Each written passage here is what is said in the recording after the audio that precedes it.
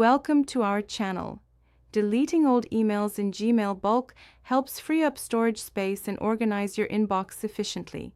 Step 1. Open Gmail on your computer browser. The desktop version offers more bulk management options. Step 2. Use the search bar to filter old emails.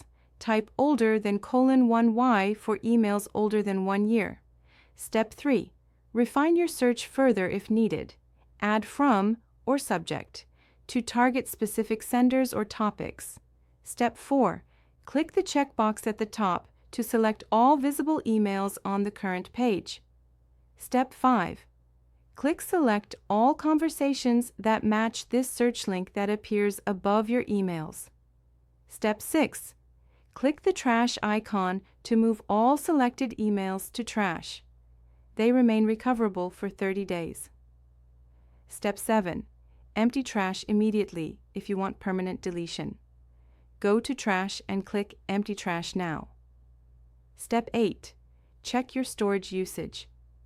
Visit drive.google.com/settings/storage to see freed space. Step 9. Set up filters to automatically delete future emails.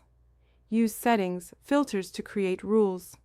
Don't forget to like this video and subscribe to our channel.